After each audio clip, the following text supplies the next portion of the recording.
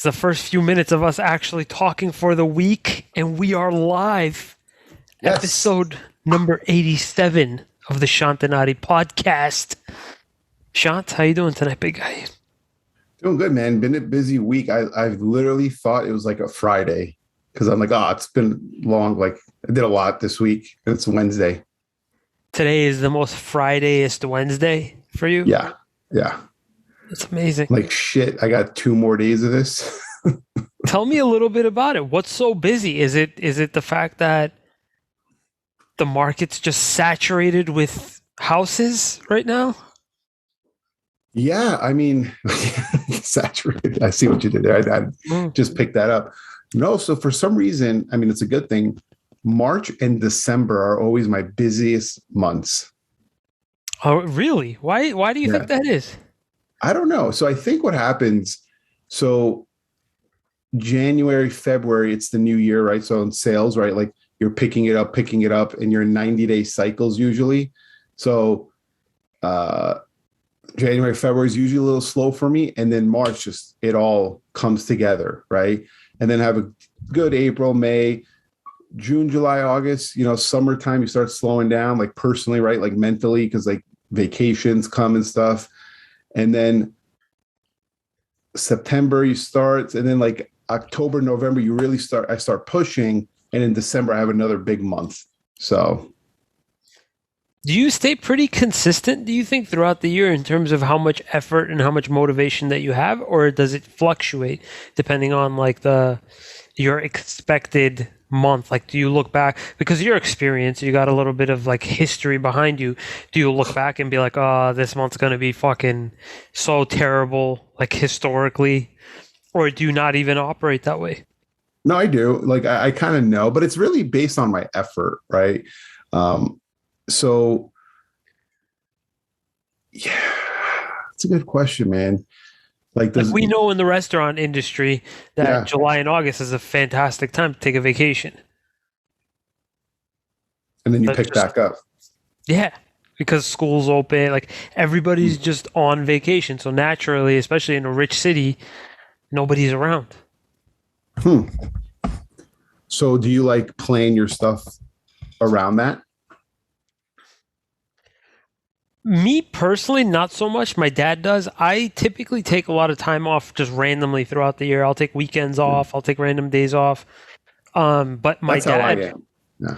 what, you do the same thing? You take like little chunks off. We are considering going to that conference on Labor Yeah. Day, the Patrick David conference. You Well, sent me a long ass text message and I didn't even acknowledge it, like the piece of shit that I am.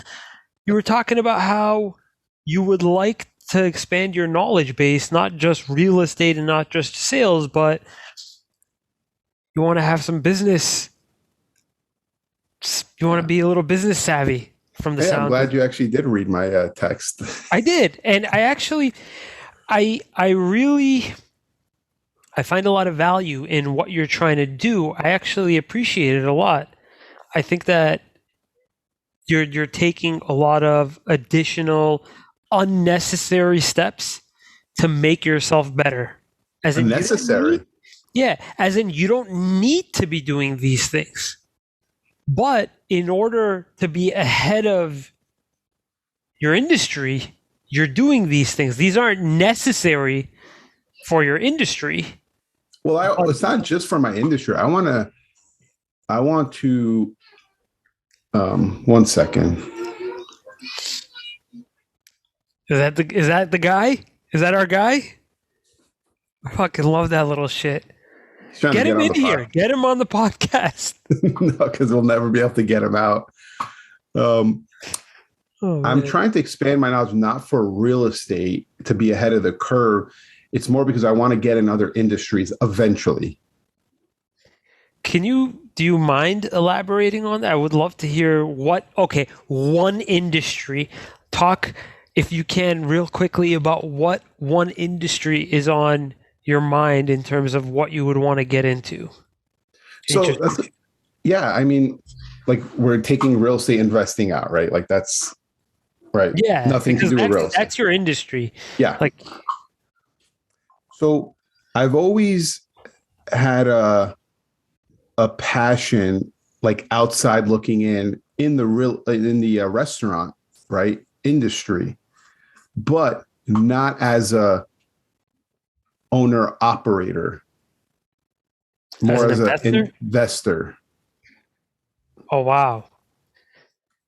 So you want to invest in the business and have some sort of like small ownership over it? Is that what you're trying to say? Like some equity, right? A piece of it.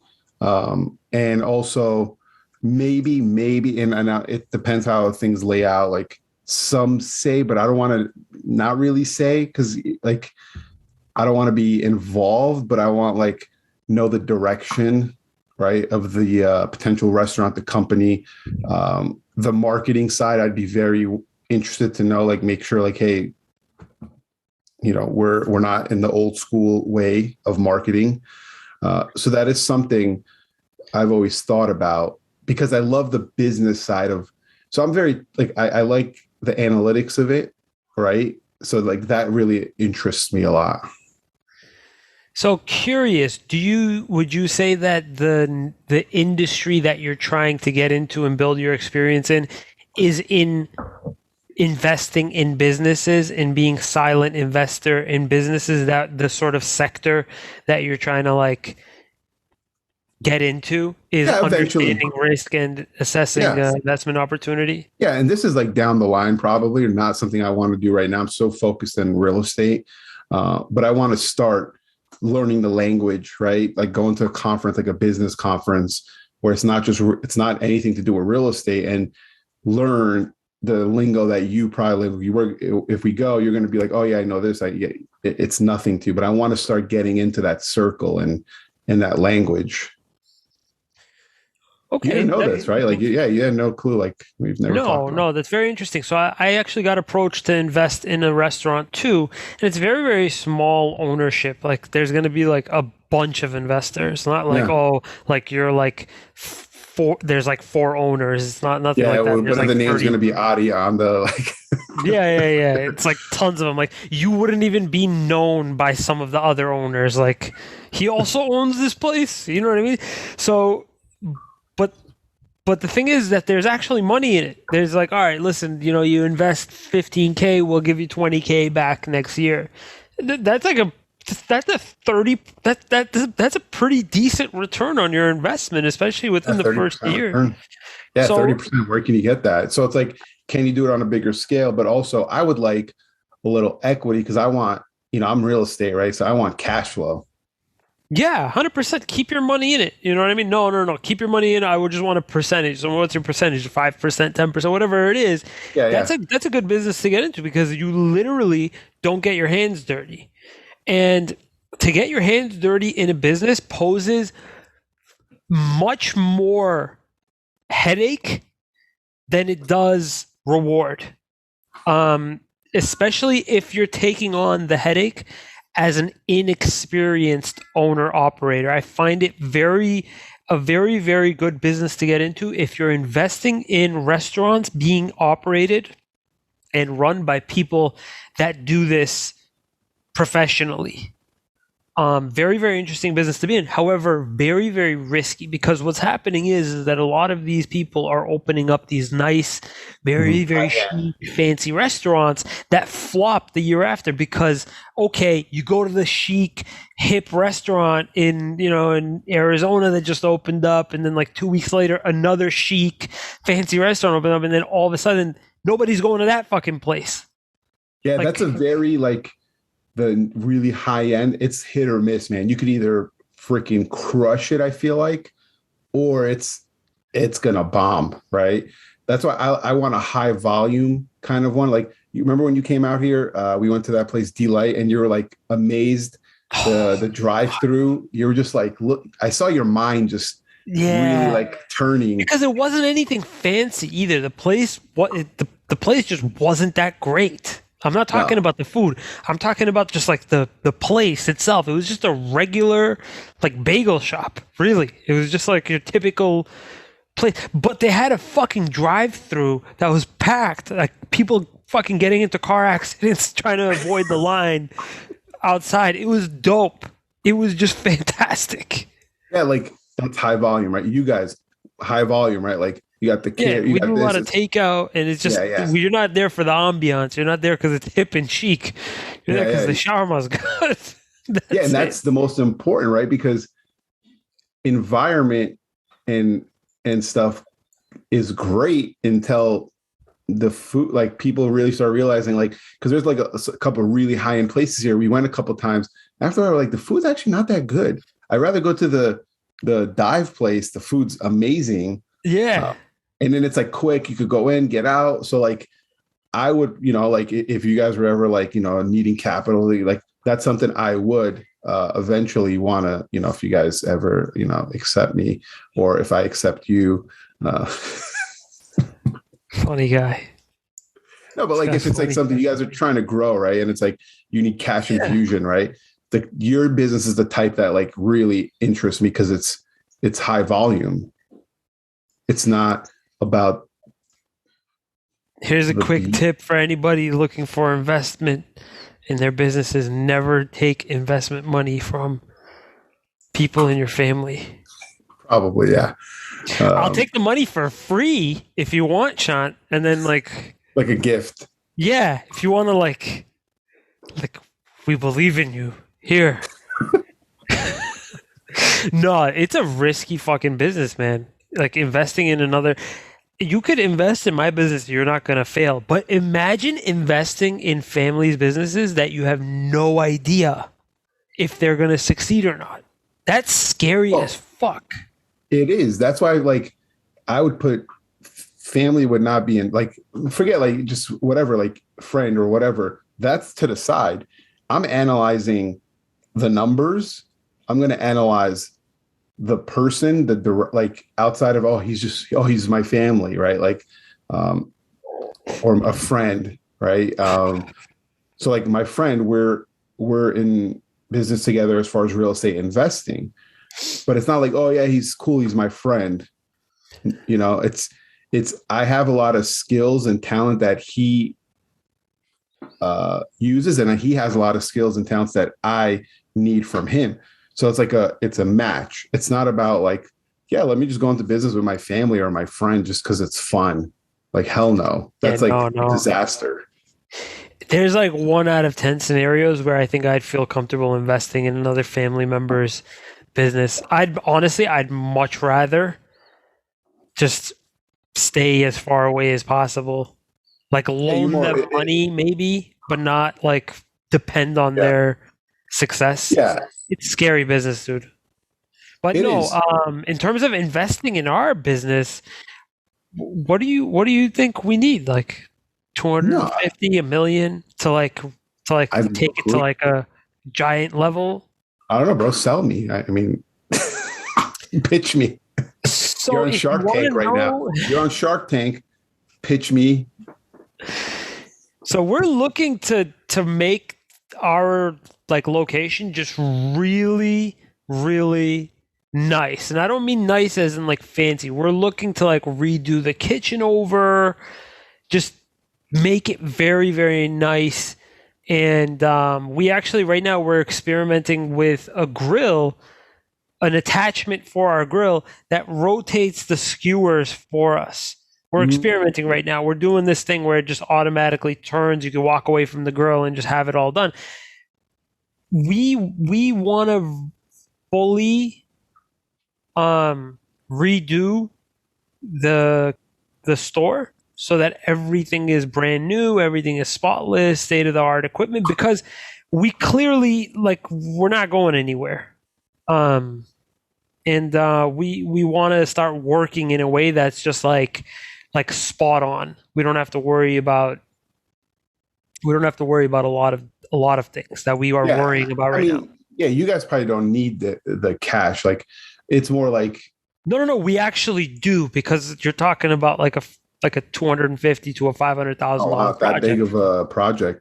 But it's Yeah, I more mean you like, got to redo the store. yeah, but it's more also like, I mean, you could probably go to a bank and get that kind of right. This is more like if you're trying to expand like two, three, four, five locations you're trying to scale up and you need the cash, that's where it's. Do you think it's smart for a small business at right now at this moment in time to be trying to scale up, or do you think it's wise to sort of sit in place and wait until the economy rebounds? I'm just sort Good of question. curious. Yeah, yeah. There's two schools of thought on that, right? One is when things are so it first depends on the actual business, right? Like, would it do good in another location? Forget like economy, just like in a regular time, would it do really, really well? Depending on how far away it is from the original location, because right now we're delivering like 10 miles out. So if we opened up 6 miles away, I think that kind of defeats the purpose. So you would have to go further. Yeah, But now you're entering a new market.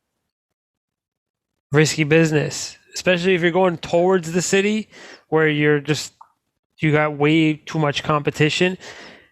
I think it's become a situation where now, because there's so many delivery drivers,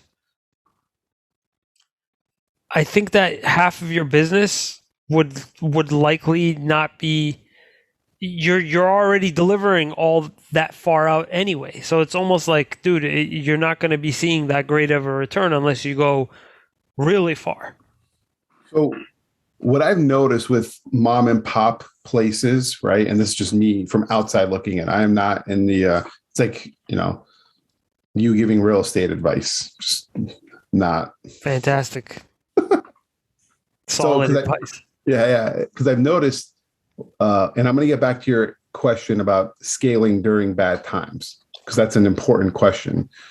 So what I've noticed is the ones who scale their business, the small mom and pops, if they became very popular in their area, like Delight became like the place to go, right? For breakfast, for quick breakfast, right? Once you have that brand where people drive from like 10, 15 miles to get it, then if you open one up further in a location that's similar geographically and so like Delight, right? It's close to College Town, right? So it's a lot of young people. So they opened their next one next to ASU, Arizona State University, but it was so popular, they were able to carry that over to a new location. And then they opened one up in Central Phoenix, another young people party area. So they stayed like just looking outside, and very smart the way they opened up their other locations. It didn't matter about how far they are from each other. It's more like, is the same type of clientele there, right? They're trying to copy paste what they've got at one place to another place. Yeah, that's how they grew. Same with this other pizza place, just very similar model from what I've seen that's worked. I'm not saying that's the only way. I'm sure there's other ways. So to go back to your question about should you scale in a downtime? There's one school of thought where scaling in those times is when you get the most momentum, because you're getting stuff for cheaper, hopefully, right? If you're able to get a commercial space for a lot cheaper, because there's like it's commercial right now is tough as far as, the market. So, because, they always say invest when it's low, sell when it's high. So right now, if the economy, in the sense of like, it's scary, the scary times is when you should push through. Flip side, it's very fucking risky. Very. And you could lose a lot. So it's really on your risk tolerance. So when the pandemic first hit, me and my business partner, we're about to buy another property. Like, we were right there. And then we're like, no.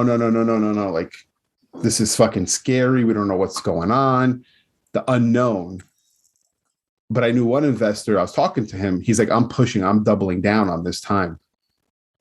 And I'm like, dude, was he just like really ballsy, or did he know something that you didn't? No, just because it's that school of thought of like when there's a storm, most people exit out, and that's when you have to push, and that's what he did, and it worked for him. Now, I'm sure other have tried, and it hasn't worked. But so, what are you? I mean, what are your thoughts on the scaling, and then the doing it during hard times? So I'm not 100% sure that I agree about trying to, as far as a business, as far as a restaurant business goes, as I don't think that I would scale right now. We actually we were in it. I don't remember. I don't know if you remember. We were about to like. I was in the middle of negotiating a lease for another location, Yeah, yeah. and I You don't like the they wouldn't terms. sign. Yeah, they wouldn't sign a 5 and 5 lease, a 5 year and a 5 year with an option to renew or whatever, because they knew in 5 years, like I'd be Market will crushing be, it, you yeah. know. And I didn't like that. I didn't like that going into it. I was already having my like balls in a vice. Like I was like I'm all set. But then it put this idea in the back of my mind that like, okay, you're probably gonna do well, but what like something was rubbing me the wrong way. It was just like, listen, you got another location that's not exactly thriving right now, given the current circumstances. In terms of thriving, I mean, okay, like we all know catering is like the money maker. That ain't happening. So you're doing a bunch of takeout, great. But if you don't have like excess profits, getting another location 5 miles away is not really going to fix your problem.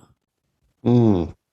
So picking up all these brand new expenses, all this new equipment, and like all this shit, I don't know if it's the best idea during a time like this. Well, yeah, It because might be a big, it might be a catastrophic result. yeah, and so No big restaurants, no big restaurants were opened by, I don't think, by individuals over the pandemic in Boston. They were all major groups or a group of investors. yeah, so I think you were spot on in the sense of like, your moneymaker was, catering. You got totally by because of takeout. And obviously you're in the business for profit, right? You're not nonprofit organization.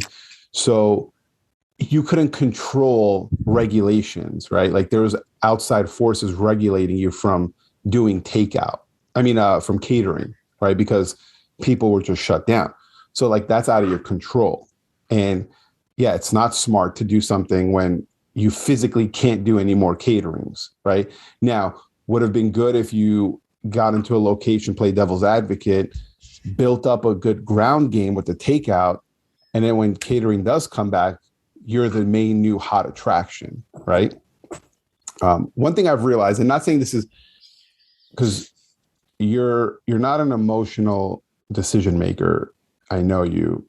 You're very like, and your dad, I'm sure, like look through every option, and we're like, okay, this doesn't make sense. I've noticed when I'm about to make a purchase, like the past year when we purchased the investment property, like the past two flips we purchased, the ego gets in your ear and says it's not a good idea, man. It's because the last one, the first one we did was like, it's a 2-bedroom house, man. 2-bedroom houses don't sell, dude.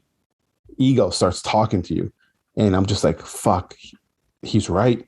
And then the other one was right alongside the highway, like right in like up against the highway. Dude, who's going to buy a house against a highway? Why are we buying this? Right? My business partner's like, no, dude, it's fine. It's going to be good. Like, I'm just like, ego. Was it ego or was, now they both turned out to be great investments, but the ego always fucking tries to get you to not do something big. Now, not saying that was the case for you. I don't know. Just to throw that out there. Yeah, a bunch of different voices start coming in your head about what could possibly go wrong, and you get a lot of shit for this, for things in a realistic sense, right? Like people are like, no, no, you got to think positive. You got to think positive. Okay, let's think positive, right? Because that's actually going to solve your problems down the line if something does happen. The idea behind my thinking style is okay, let's think in the worst case scenario. Yeah. If the worst case scenario involves bankruptcy, that's not good. That is not good. If the worst case scenario involves being in the hole 25, 50,000, something you could probably recover Like from. hurts, like fucking nice Yeah, like punch. yeah, that sort of thing. Fuck it. Let's do it. But if it involves like 100, 125, you borrowed money from a cousin, you know Yeah, what I mean? from That's Arizona, and he's like calling you, "Hey, what's going on?" yeah. All of a sudden, you guys are no longer cousins. He unfriended you. This is where it's the ego starts really, really fucking killing you. Now, luckily, you're dealing with real estate in a pretty hot market. You could probably sell that house on the highway, no problem, because there's always going to be somebody in that market to buy it. Well, I want Yeah, to stick to your point about what's the worst case scenario, because I was the one telling my business partner, dude, I don't know, man. I was the one who found it, and I was like, hey, this is the deal, let's do it. We start going, and I'm like, hey, bro, I don't know, actually, like the ego, right, started kicking in. And then he sat down. He said, well, let's run through our options. He always likes to run through our options. And he's like, let's go down every option and say, what is our worst case scenario? Right. yes, So the way we were purchasing it, there was no way it was going to affect it wasn't going to be a foreclosure on us. It wasn't going to be a bankruptcy. It was going to be, we would lose that property and any cash we invested in it, which was going to be like 50K each. So not the end of the world. it was going to sting, It but it was going was to just hurt, going to be a sort not of you lost catastrophic. 50K. Yeah. So that's when we broke that down. The worst case scenario, like you just mentioned, it wasn't that bad. It was bad, but not like, oh shit, like I'm going to lose my personal house. I'm going to hit my credit score. I'm never, like, Yeah. So we have an option in front of us as a business, as Ani Catering, and I have another problem that I wanted to talk about. I want to actually talk about it openly because it's not so much that it's a problem; it's just a decision that needs to be made at some point over the next year or two. But anyway, so we have a couple of options in front of us for Ani Catering and Cafe. One of which is to open up a new location, or the second option is to really, really rejuvenate our current location. Now we own our building. So in the worst case scenario, the money if we were to dump, quote unquote, dump into renovating our space to make it a very, very attractive kitchen facility, not just restaurant, but kitchen facility. In the worst case scenario, I don't think that there would be a worst case scenario because what you're doing is like, say for instance, you're remodeling a home. You own the property is being used for a food business. I don't think that there is a lose situation no, in that. because let's say the business goes out, knock on wood, God forbid, you could lease out and it's a ready-made place for a restaurant to come right in. Right. So So, I don't think that there's an actual loss in that scenario. However, there's not much there's not much to be gained in the short term. so what is the return going to be like? So when so this is exactly the scenario. We were doing the flip, right? And you know, I am more of like the spender, right? I'm just like, yo, I want to make this nice. Like, dude, my business partner is like, hey, yeah, but like we spend 1,000 here. how much more is this bringing us?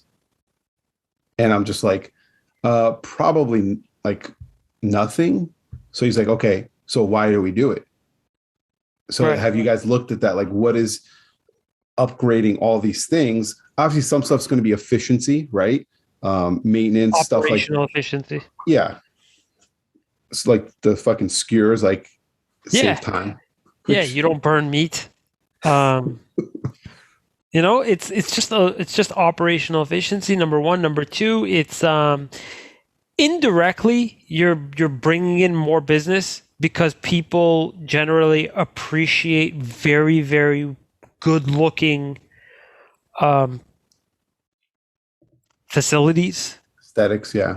Yeah, aesthetics play a large part. And for us, I mean, I'll be honest, I'll be brutally honest. Aesthetics aren't really our thing. We're more quality of food, and we run a pretty good takeout operation in terms of packaging, in terms of freshness, in terms of just everything just sort of works.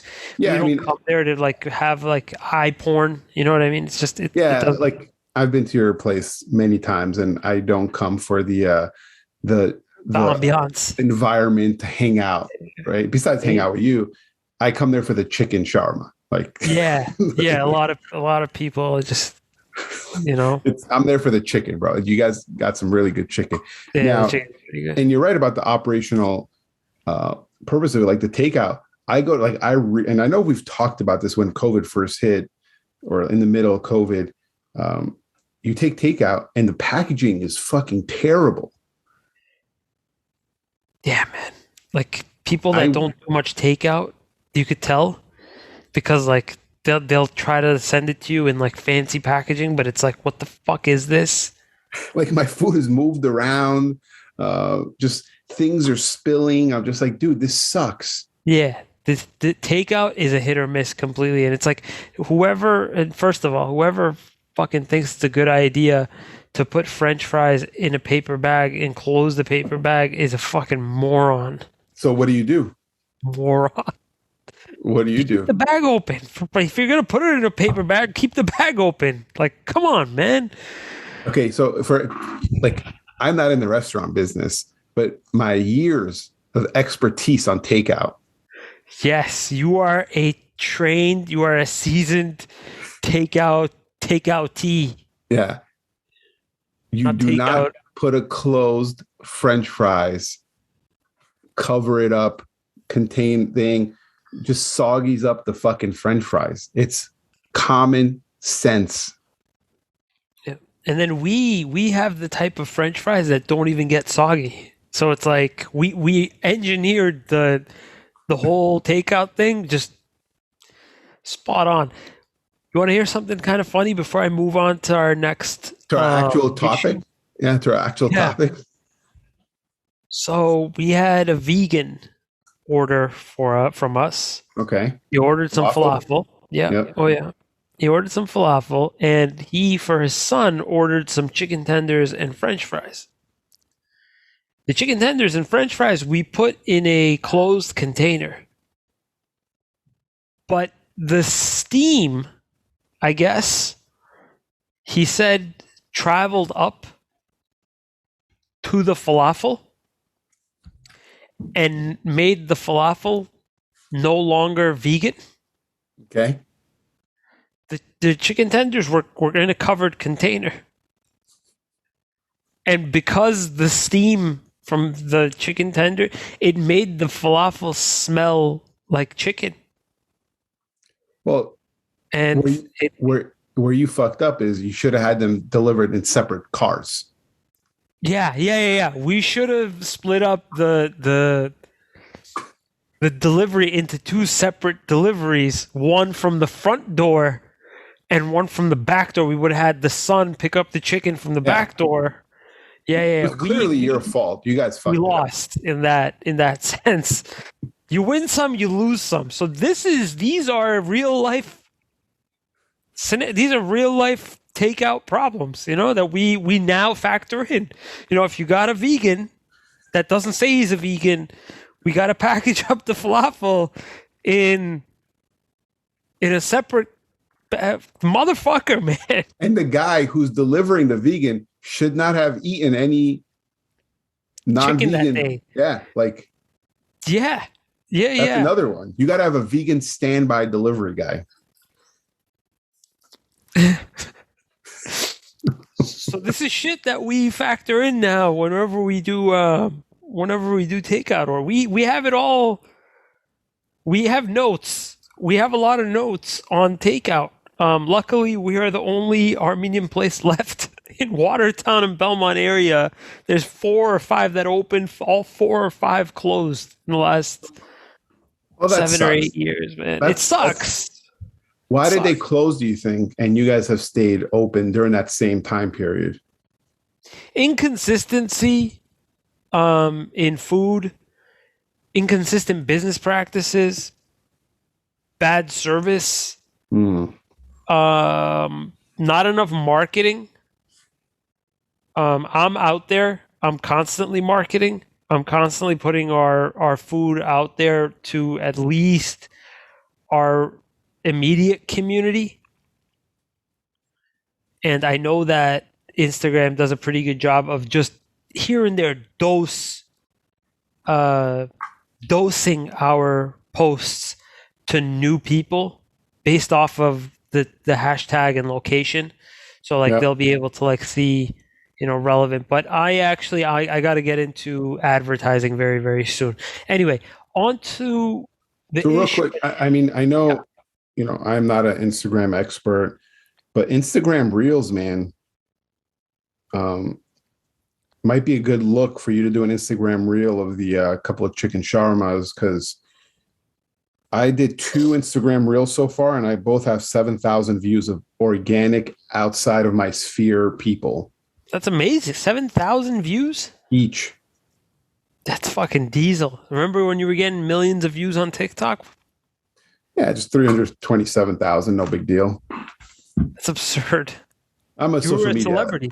expert. I could train people on how to become a social media influencer, but no big deal. Um, no. So your next topic or point that you want to talk about was your YouTube, no? Yeah. So for everyone, break that down real quick. If no one's seen your YouTube channel, what it is, how it started, where it's going, why'd you start it? Like, gives people um, a little bit. So, like, how far are you from 100K? Oh, you're close. I hit Slowing down. 500. I hit 500 subs on YouTube. So watch out. I'm coming for you. Bro, wow. That's you're almost there. You can almost monetize 1,000 subscribers. Betty's been monetized, but no big That's deal. dope. Yeah. So I started. When I had my negotiation side of the business, where I was doing deals out for people, when I was trying to get a little bit more traction, I was doing YouTube videos, and the YouTube videos were really just to supplement, like basically advertise that side of my business. Did a fantastic job. Fantastic job. But then my YouTube channel started to get way more popular than my actual negotiation service for Boston Automotive Consulting. So YouTube for car negotiation advice was getting very, very popular. It got me up to Mhm. 80,000 subscribers, and I've been making full time income from it. It's been 5 Um, years. You started your channel 5 years ago. I'm looking at your first video. yeah, I How didn't actually Mercedes, get into it until 3 years ago. like more consistently, right? Yeah, yeah, yeah. Actually doing videos from an office type setting. So YouTube alone this year, Shant, I'll have you know, cleared 6 figures. Shut up. Swear to God. Wow, I did not know that.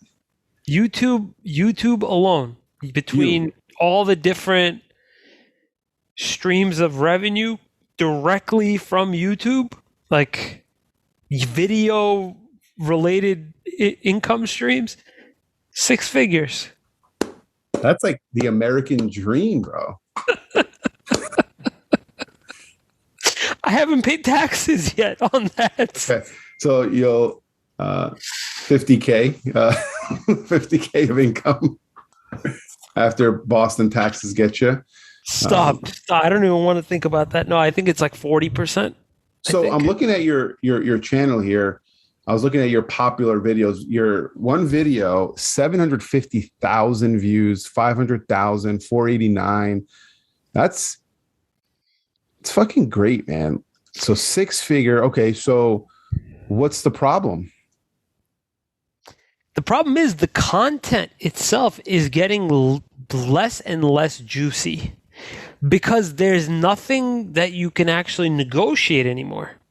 Mm. The whole industry itself has been flipped upside down, and I have a gut feeling with the rollout of electric cars is going to be the rollout of buying how people buy Teslas. Yeah, that's a And seamless. there is nothing involved in buying a Tesla. There is no negotiation. There is no dealership. There is no salesperson. There's no nothing. There's no content behind that. I couldn't even get fucking floor mats for my Tesla. Like I'm talking to the guy, like, hey man, like this hook. The guy's looking at me like, are you stupid? Just go on our website and order them. You'll have them tomorrow. Like, no, I want you to throw them in. Just Throw in the mats. Sir, no. No. so, yeah.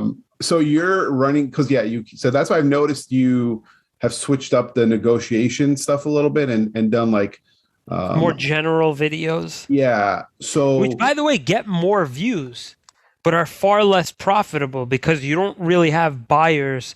Like if I made a negotiation guide on, say, a Hyundai Elantra, I'd be seeing some revenue coming from people submitting quote request forms to the dealers for Hyundai Elantras. And now you really don't have that. so what So about?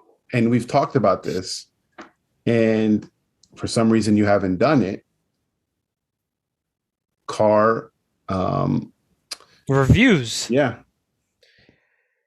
The reason I haven't done it is because I don't know if you might. I don't know if you remember living in the Northeast, how cold it gets between December and Yeah, February, but March. I don't know how new cars are, but I think they come with heat.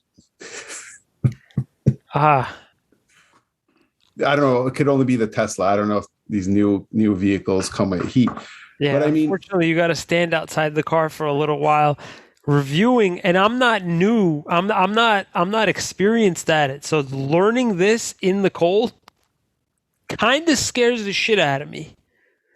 but I mean, what's is that? It's kind of holding me back right now. I mean, if I'm gonna learn, I'd prefer to learn and get used to it first, and then start doing it in the cold. Well, Because I I mean, feel like, the cold's coming to an end in like a month or two, right? So yeah, like, it's a great time to start if that's the route you go. But it seems like you don't want to do that. no. I want to do that in terms of want to. I definitely want to. Being able to start and get experienced at it right now, like my biggest challenge. I think it was October. I gave it a shot, and I did pretty. I think I did pretty well. The biggest challenge really was making sure everything was working properly, and even then it was difficult because it was cold. Did you post So it? no, this is just a test run for my Uh, own, like, but I don't even know if I showed it to you. I'll send you the link. It might still be on my Private. channel, that like it's a private video, Yeah. but basically I So tried to do it, but between checking out to see if my mic was on, the camera was rolling, and once it wasn't, just there's a lot of shit to be learned, and the fact that it's cold again makes me just not want to do it until it gets a little bit warmer.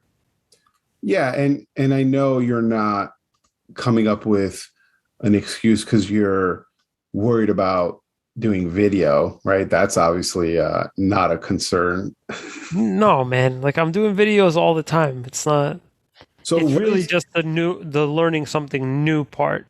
That's what kind of where do bugging you me. see the vision of your YouTube channel? I'll be brutally honest, man. This pandemic, it really threw a monkey wrench in what I thought I wanted.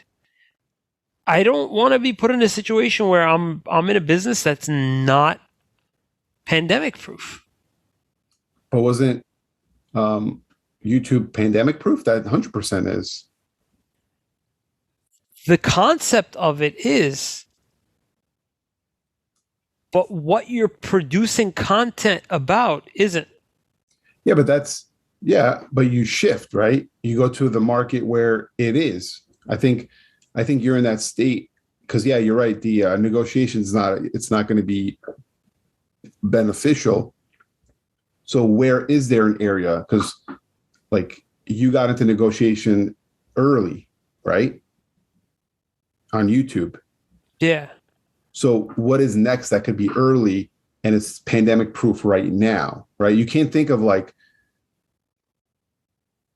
just the content itself. It's overall YouTube is 100% pandemic proof because people are going to be home watching YouTube. It's a search Yeah, engine. more than normal. It's a search engine. That's what it is. So what right now are people searching in the car? Because you don't want to do, I'm guessing you don't want to go vlog style, like your life. No, fuck no. My life isn't that interesting to do Kind of anything like the vlog related. business, right? Like the restaurant. You don't want to mix those stuff, I'm guessing. No, but I do what I was going to tell you was I do want to do what I'm doing right now for the restaurant and maybe shift over to that in the next 10 years. But right now, there's a fundamental issue that I am currently facing with my YouTube channel that needs to be addressed. Now, I have been approached by a media company, a media consulting company that basically Hmm. defines your channel, your market, and develops a media strategy. And they want to charge me $5,000 to come up with that strategy, A month or just one time fee? one time fee. What if the And then strategy sucks?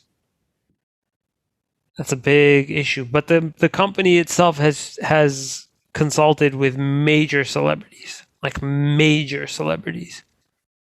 One of them is Grant Cardone. Oh, wow.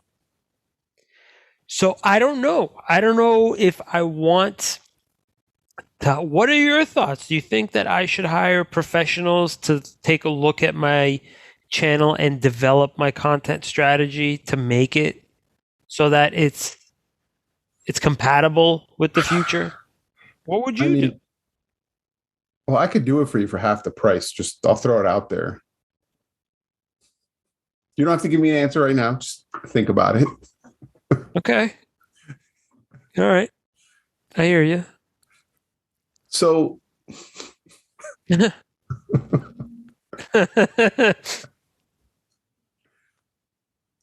I don't know. So just thinking about it, because I didn't know that, and that's interesting. You got into the car negotiation content for what reason?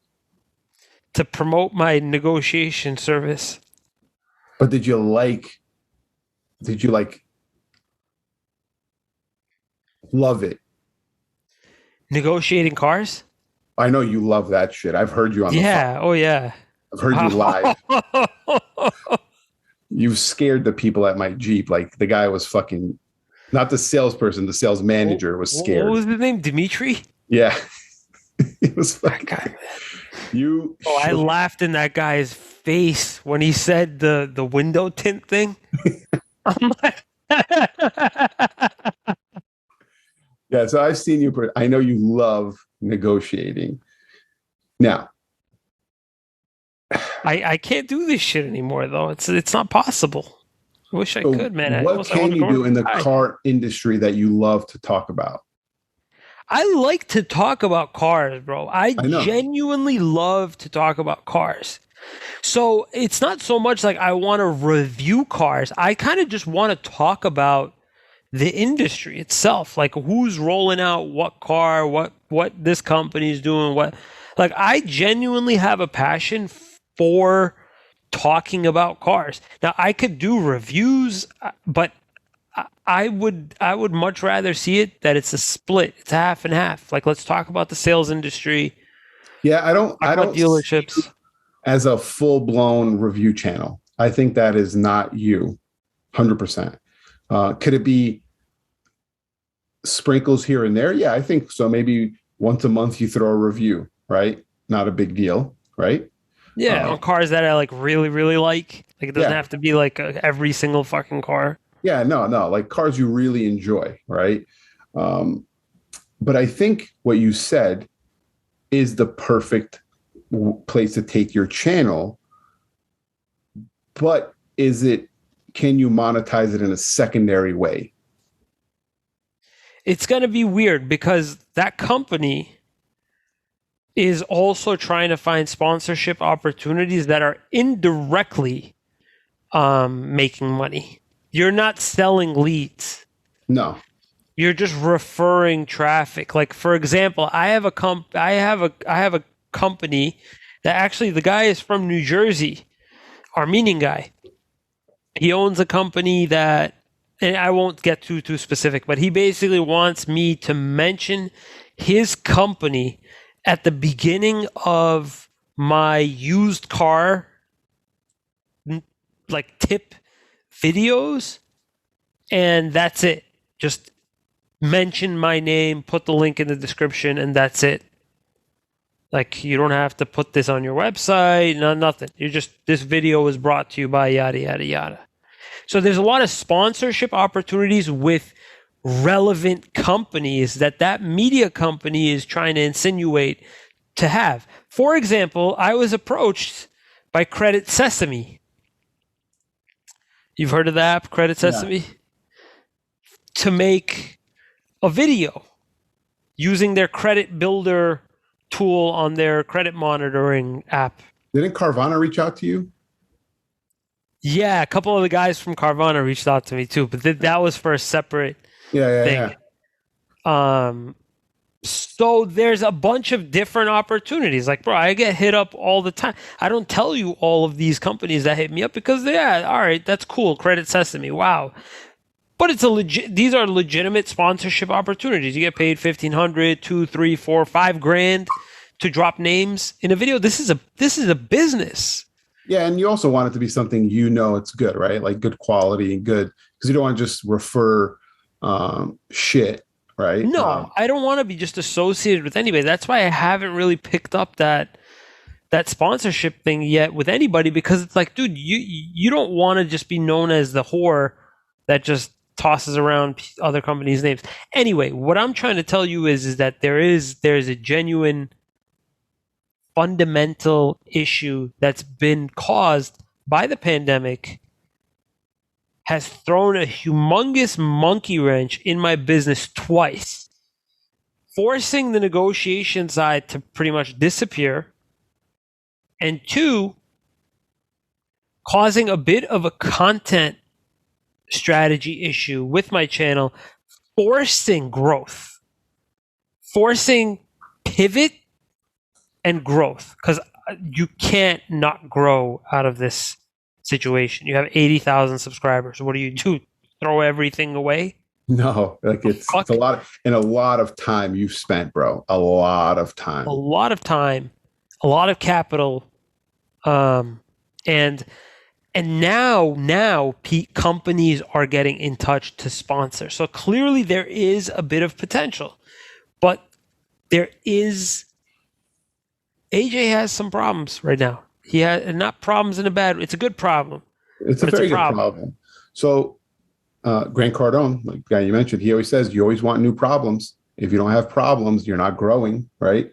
This is a very good problem. So one thing just comes to my mind. I think you should, um, talk about, hey, BMW, new updates coming up for their 3 Series. That's one whole episode. I don't know if you could create enough content for like one day talking about BMW and their 3 Series, the new 2023 what they're projecting is going to be the differences. I'd watch that, right?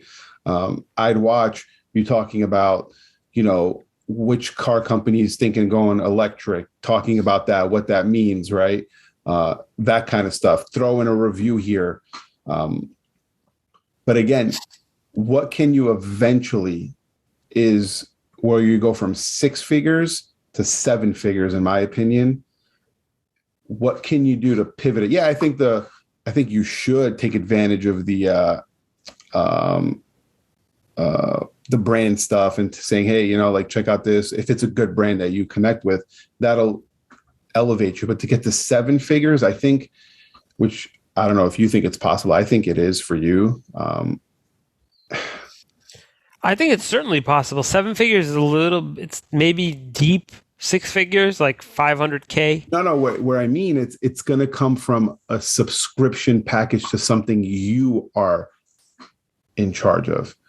So I know a realtor, not a realtor. He coaches realtors.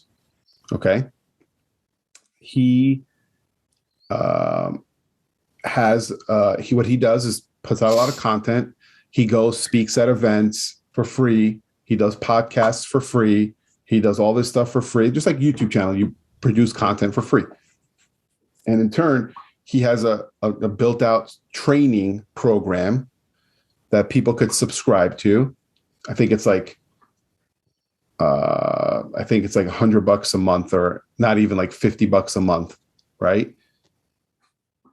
Times that by more and more and more and more and more people.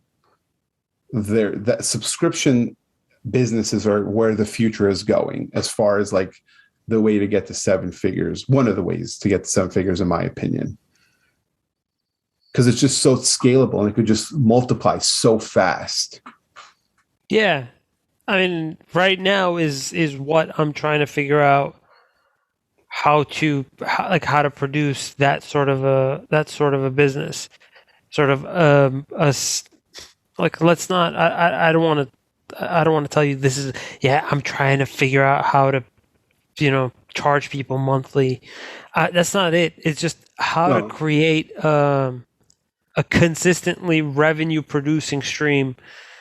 But I mean, that's not just the only thing. It's not really the only thing. It's keeping my channel relevant is also a very, very high priority. It's not just the producing money side. Yeah. Yeah, obviously I don't want to do this for like free. 50 views an episode. Like, you've put so much blood, sweat, and tears into that thing, man. Yeah, that's not going anywhere unless it's, being traded off equally for the restaurant itself. Have you thought about cutting pieces, snippets, and going on TikTok? I have. So if I do start doing reviews, they're going to be little snippets of the different car features, and that was going to be sort of like how I produce TikTok content. Well, I think now, sorry to just me as a person who takes on content. Yeah. Important. This is important information. For TikTok, because my wife consumes a lot of TikTok and she sends me all the TikTok videos. Best auto deals for February is a great TikTok. 10 things you need to know before buying electric is a fucking great TikTok. Not reviews. Reviews are not going to be the kill. It's going to be avoid these car brands in 2022. And just do them in quick. Is that what you're saying? 30-second, like the one cut part. Down my video. Oh, until no details, just straight, just whatever the actual point is, and then they can access the YouTube video if they actually want more information. Is what you're saying? Yes. So, okay. You need these 10 features, 10 must features in like that is something you will probably get 1 million views per video. To be honest with you. I am not fucking joking. I'll give it a shot. I don't mind. I like the idea of TikTok. To be honest with you, actually, no, I got to be brutally honest. I can't fucking stand TikTok because it's a mind fuck. but Yeah, I don't mind making some content for the talk, tickety talk. that could be a good median until you find your next move, your pivot. Yeah, Because I I think don't want you to leave YouTube, man. no, you don't leave. You take the YouTube, you fucking edit it for like 30 seconds, just cut it out, snip throw some a stuff. fucking song behind it, and um, The other option is sell the channel. I don't know if ooh, we ever talked about this. is that even a market? Yeah, there's a ton of companies that would buy this thing up, no problem. So how do they determine the value of your YouTube channel? I mean, if I show them how much it's making right now, I think the idea is to get like 5 times whatever you're making right now off the channel.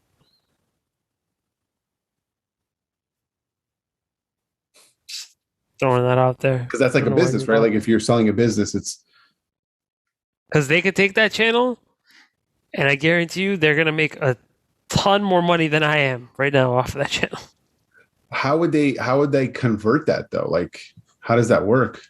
Change the name, take the existing subscriber base, which is highly relevant to what they need. Change the name of the channel, keep me on for a little while to like segue, transition, bring on more people, more personalities, Mm. and create a whole TV channel out of the channel. It's a brilliant, if I had the resources, if I had a little bit of what these big companies had, yeah, I would definitely do the same. But it's a big production that I don't think any one person is truly capable of. I think you need a team. I think you need a couple personalities. I think you need a marketing guy. I think you need the ad guy, the guy that does all of the YouTube, Google, Facebook ads. You need an accounting guy. You need all sorts of people. Do you need a real estate guy or no? Possibly at some point, yeah. I don't Uh, know why, but yeah, sure. definitely, maybe. That's interesting, man. I didn't know about that about your channel like that, dude. That's freaking sick, and It's dope, I, bro. it's impressive. I think you should be very proud of that, because you got made fun of a lot. You know, It's not easy. It really is easy because like, even now, some people just generally just don't give a fuck. Like, oh, you have a YouTube channel? How old are you? And it's like what do you 34. what do you play video games Oh, on that thing? yeah. Like what? You don't want to have any kids or anything like that. You're just gonna keep on making YouTube videos. It's just like Do you have a it's a job? business. Do you have a job? Yeah.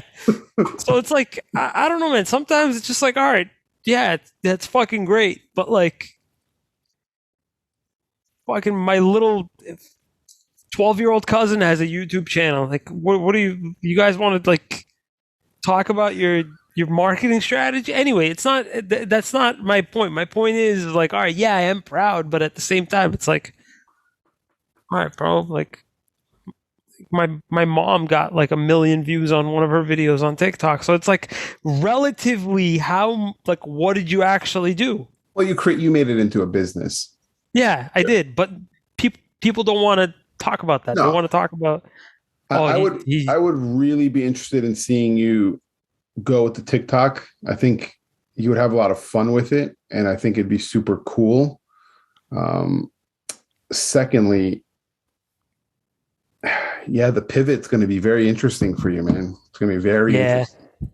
it's time to get a little uncomfortable, which is okay. I've gotten plenty uncomfortable in my life. And I'm ready for it. My goal is to make this a very, very successful pivot and at the same time work on the restaurant. I'm in the second time around strategy for social media, experimenting with TikTok for the restaurant and hoping to to make some major changes to our physical location. But anyway, that's a different story for a different day. Next episode, let's talk a little bit more about you, real estate, and sort of what else you got going on in the background. I want to hear more about this investing thing. Do you actually have a place that you're interested in investing in, or is it just something that you just want to get into? What do you mean, a place?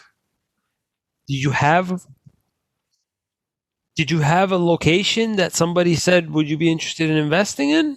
Like a restaurant? No. This is just an idea that has been tossed around in your mind. Yeah. Let's talk more about it because that's something that my friends are involved in right Yeah, I now. know. Few of them are involved in investing small amounts, small Yeah. investment percentages, small Yeah, and for ownership me, like percentages. it would take a while for me to do something. I really want to study it. I didn't when I got into sports cards, buying sports cards. I didn't buy my first Remember card for that? a month. I would just go to stores and just analyze and ask questions, and you watch YouTube and listen to podcasts before I bought a sports card. That's very, very interesting. You were And literally studying baseball cards. yeah, and you have a YouTube channel for video games. We haven't grown up, bro. The only difference is that you're married with a child and another one on the way. Me, I'm just in my sweatpants in my living room, my Yeah. We all my can't be, fucking headset on. yeah, from the 90s. Um, yeah, let's talk about it. I mean, Yeah, uh, we almost bought a property in Florida. Didn't work out. We could talk about that maybe if you want. yeah. We'll talk about it on our podcast. 7 listeners. Anyway, I think it's a good time to just good night, Shant. Good night, everyone.